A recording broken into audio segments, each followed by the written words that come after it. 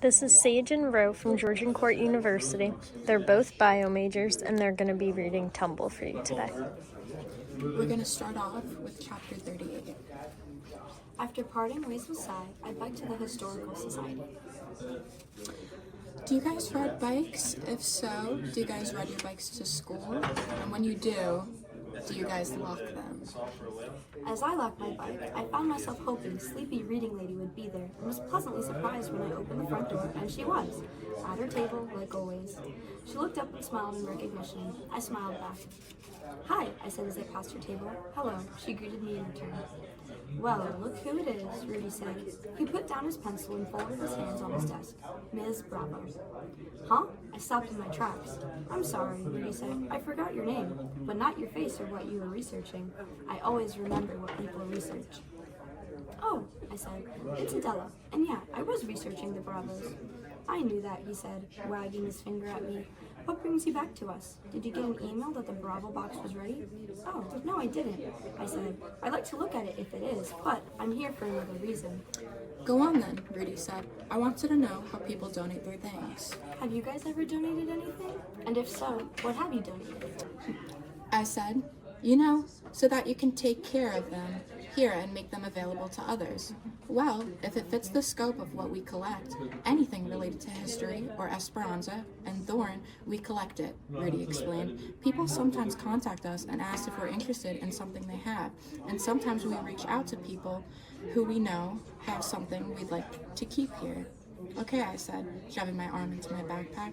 "I have something for wrestling collection." I pulled out a wrinkled brown paper bag and a green school folder and placed them on Rudy's desk. "What's this?" Rudy asked, opening the folder. He held up the photo of Rosie and let out a whistle. "How about that?" "That's La Rose Salve, the world's wrestling champion," I informed him. "She was Rose Terrans there. Now she's Rosie Bravo." "This is fantastic," Rudy said, admiring the photo. He placed it back on the top of the folder and opened the paper bag. He carefully lifted Rosie's folder red cape, shaking it loose and holding it up with both hands. "It's the cape she's wearing in the photo," I said. "Amazing, isn't it?" I smiled.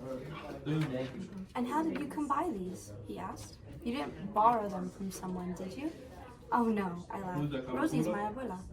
"Imagine that," Rudy said. "Does she know you brought these here?" "She let me have them," I said, "and I wanted you to take care of them. Will you?" "And how do you think these items fit into our collection?"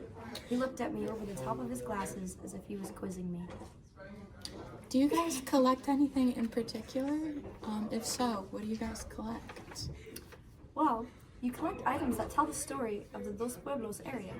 That includes the Bravos and the Cactus Wrestling League," I said. "Rosie should be included. She's an important part of these stories. She was a wrestler too, and without her, a lot of what the Bravos have done wouldn't have been possible. Not to mention, she's part of local culture. She makes the tumbleweed statues." Rudy sat back and studied me. "Ever thought about being an archivist?" he said. "I'd be honored to add these to our collection." "Good," I said. "I want you to put them out in a display case for everyone who comes in here to see. Rosie had them in a cardboard box in her work shed. That's no place for something valuable like this, right?" "You are absolutely right," Rudy agreed. Thank you guys so much for reading along with us. We hope you enjoyed. What do you think happens in chapter 39?